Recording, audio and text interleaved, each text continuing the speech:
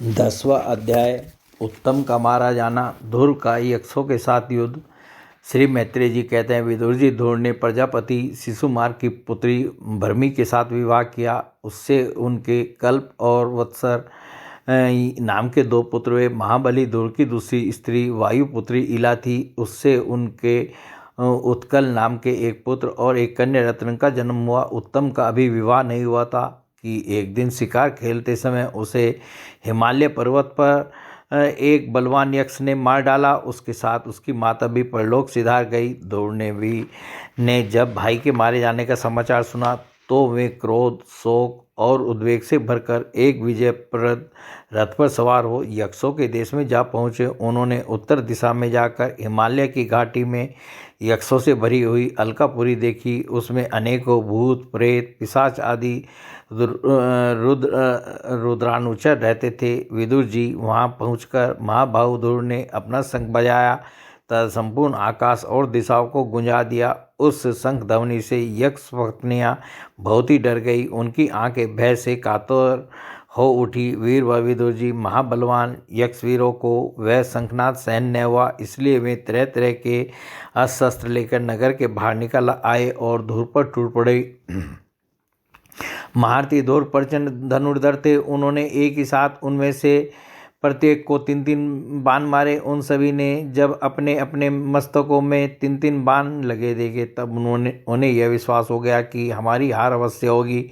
वे ध्रुव जी के इस अद्भुत पराक्रम की प्रशंसा करने लगे। फिर जैसे सर्प किसी के पैरों का आघात नहीं सहते, उसी प्रकार ध्रुव के इस पराक्रम को न सहकर उन्होंने भी उनके बाणों के जवाब में एक ही साथ उनसे दूने 6-6 बाण छोड़े। वह यक्षों की संख्या 13 अयूत थी। उन्होंने ध्रुव जी का बदला लेने के लिए अत्यंत कुपित होकर रथ और सारथी के सहित उन पर परिघ, खड़, प्रास, त्रिशूल, फरसा, शक्ति, रिष्टि, भुसुंडी तथा चित्र विचित्र पंखदार बाणों की वर्षा की। इस भीषण शस्त्र वर्षा से ध्रुव जी बिल्कुल ढक गए। तब लोगों को उनका दिखना वैसे ही बंद हो गया जैसे भारी वर्षा से पर्वत का। उस समय जो सिद्धगण आकाश में स्थित होकर यह दृश्य देख रहे थे, वे सबके सब हाय हाय कर के कहने लगे, आज यक्ष सेना रूप समुद्र में डूबकर यह मानव सूर्य अस्त हो गया। यक्ष लोग अपनी विजय की घोषणा करते हुए युद्ध क्षेत्र में सिंह की तरह गरजने लगे। इसी बीच में ध्रुव जी का रथ एकाएक वैसे ही प्रकट हो गया जैसे कोहरे में से सूर्य भगवान निकल आते हैं। ध्रुव जी ने अपने दिव्य धनुष की टंकार करके शत्रुओं के दिल दहला दिए और फिर प्रचंड बाणों की वर्षा करके उनके शस्त्रों को इस प्रकार छिन्न भिन्न कर दिया जैसे आंधी बादलों को तितर बितर कर देती है। उनके धनुष से छूटे हुए तीखे तीर यक्ष राक्षसों के कवचों को भेद कर इस प्रकार उनके शरीरों में घुस गए जैसे इंद्र के छोड़े हुए वज्र पर्वतों में प्रवेश कर गए थे। विदुर जी महाराज ध्रुव के बाणों से कटे हुए यक्षों के सुंदर कुंडल मंडित मस्तकों से, सुनहरी ताल वृक्ष के समान जांघों से, वलीय विभूषित बाहुओं से, हार भुजबंद मुकुट और बहुमूल्य पगड़ियों से पटी हुई वह वीरों के मन को लुभाने वाली समर भूमि बड़ी शोभा पा रही थी। जो यक्ष किसी प्रकार जीवित बचे वे क्षत्रिय परवर ध्रुव जी के बाणों से प्राय अंग अंग छिन्न भिन्न हो जाने के कारण युद्ध क्रीड़ा में सिंह से परास्त हुए गजराज के समान मैदान छोड़कर भाग गए।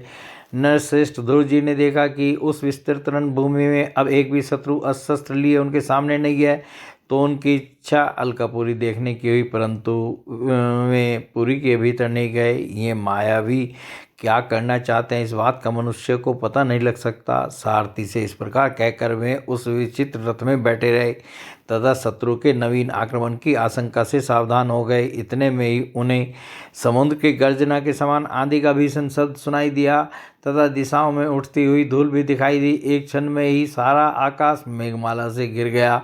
सब और भयंकर गड़गड़ाहट के साथ बिजली चमकने लगी। निष्पाप विदुर जी उन बादलों से खून, कफ, पीप, विष्ठा, मूत्र और चर्बी की वर्षा होने लगी और ध्रुव जी के आगे आकाश से बहुत से धड़ गिरने लगे। फिर आकाश में एक पर्वत दिखाई दिया और सभी दिशाओं में पत्थरों की वर्षा के साथ गदा, परिघ, तलवार और मूसल गिरने लगे। उन्होंने देखा कि बहुत से सर्प वज्र की तरह फुफकार मारते रोषपूर्ण नेत्रों से आग की चिंगारियां उगलते आ रहे हैं। झुंड के झुंड मत वाले हाथी, सिंह और बाघ भी दौड़े चले आ रहे हैं। प्रलय काल के समान भयंकर समुद्र अपनी उत्ताल तरंगों से पृथ्वी को सब ओर से डुबाता हुआ बड़ी भीषण गर्जना के साथ उनकी ओर बढ़ रहा है। क्रूर स्वभाव असुरों ने अपनी आसुरी माया से ऐसे ही बहुत से कौतुक दिखलाए जिनसे कायरों के मन कांप सकते थे। ध्रुव जी पर असुरों ने अपनी दुस्तर माया फैलाई है, यह सुनकर वहाँ कुछ मुनियों ने आकर उनके लिए मंगल कामना की। मुनियों ने कहा, उत्तानपाद नंदन ध्रुव, शरणागत भयभंजन श्रांगपाणी, भगवान नारायण तुम्हारे शत्रुओं का संहार करें। भगवान का तो नाम ही ऐसा है जिसके सुनने और कीर्तन करने मात्र से मनुष्य दुस्तर मृत्यु के मुख से अनायास ही बच जाता है। भोले भगवान श्री कृष्ण की जय।